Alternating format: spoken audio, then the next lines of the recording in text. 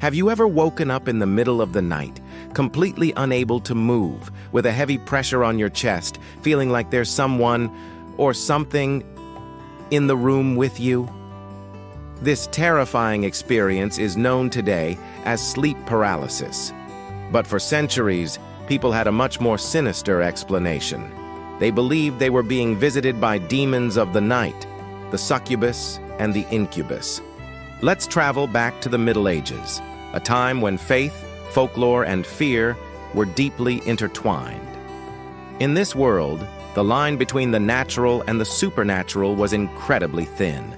People believed that angels and demons walked among them, influencing their lives in profound ways. When someone experienced the frightening symptoms of sleep paralysis, the immobility, the hallucinations, the feeling of suffocation, they didn't have a scientific explanation. Instead, they turned to a supernatural one. They believed these nocturnal visitors were demons.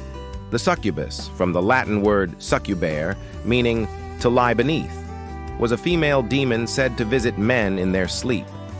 The incubus, from incubare, to lie upon, was her male counterpart who targeted women. These weren't just simple nightmares. They were seen as very real physical encounters. According to medieval lore, these demons weren't just there to scare you. Their primary goal was to engage in intimate relations with their sleeping victims, draining them of their life force or vital energy. Men who were repeatedly visited by a succubus would reportedly grow weak, gaunt, and despondent. Women visited by an incubus might feel exhausted and frail. In a world without modern medicine, this was a convenient way to explain sudden illnesses, chronic fatigue, or even depression. But there was another layer to these myths, one deeply connected to the religious and social norms of the time. The medieval church held very strict views on morality and desire. Lust was considered one of the 7 deadly sins. The concepts of the succubus and incubus served as a powerful cautionary tale. They provided an external source to blame for impure thoughts or nocturnal emissions, which were often viewed as sinful. Think about it. If you had a dream or a thought that was considered taboo, it was much easier to blame a seductive demon than to confront your own natural human desires. This externalization of guilt was a coping mechanism. It allowed people to maintain a sense of piety while grappling with feelings that the church condemned. The demon made them do it. It wasn't their own failing. This belief became so widespread and detailed that theologians and demonologists wrote extensive treatises on the subject. The famous 15th century text, the Malleus Maleficarum, or the Hammer of Witches, dedicated entire sections to incubi and succubi. It described their methods, their motivations, and even how they could supposedly produce offspring with humans. These hybrid children, known as cambions, were said to be born without a soul and were often blamed for being troublesome or evil. The legendary wizard Merlin was one of the most famous figures purported to be the son of an incubus and a human woman. So how does this all connect back to sleep paralysis? Let's look at the symptoms side by side. The feeling of being held down or having a heavy weight on your chest. That's the incubus lying upon its victim. The vivid, often terrifying hallucinations of a figure in the room. That's the demon itself. The sense of a malevolent presence and overwhelming fear. That's the demonic nature of the encounter. And the erotic nature of some of these hallucinations. That fits perfectly with the succubus and incubus lore. Sleep paralysis happens when your brain wakes up before your body does during the REM, or rapid eye movement, stage of sleep. During REM, your body enters a state of temporary muscle paralysis called atonia. This is a protective measure to stop you from physically acting out your dreams. Usually, you're not aware of this, but in sleep paralysis, your mind becomes conscious while your body is still locked in this state. You're awake, but unable to move. This disorienting state can trigger what are called hypnagogic or hypnopompic hallucinations, incredibly vivid dreams that bleed into your waking perception.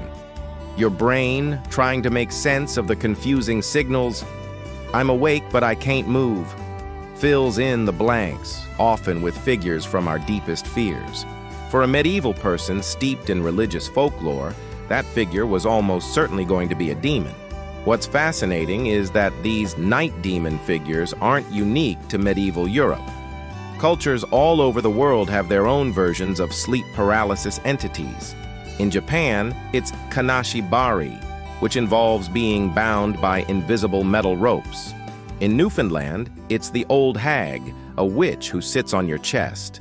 In Brazil, it's the pisadeira, a crone with long fingernails who lurks on rooftops and tramples on the stomachs of sleepers.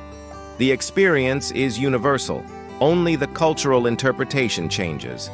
The stories of the succubus and incubus show us how humans have always sought to explain the unexplainable. Without the language of neuroscience and sleep science, our ancestors created powerful myths that not only explained a terrifying physiological phenomenon, but also reinforced the social and moral codes of their time.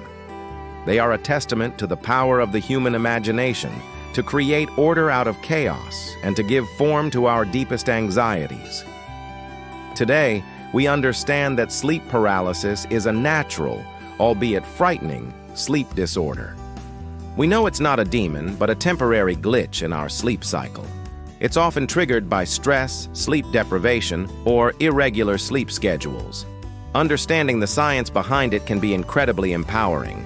If you ever experience it, remembering that it's a temporary brain-body disconnect, and trying to wiggle a finger or toe can sometimes help you break out of it. So the next time you hear a spooky story about a demon in the night, remember the succubus and the incubus. They are not just monsters from a forgotten age. They are powerful symbols of how we interpret the world, a fascinating crossroads where folklore, psychology, and human biology meet. They remind us that for every shadow, we eventually find the light of understanding. Thank you so much for joining me on this journey into the dark corners of history and the human mind. If you found this fascinating, please give this video a like and subscribe for more deep dives into the stories that shape our world. Let me know in the comments if you've ever heard of other sleep paralysis myths. Stay curious and sleep well.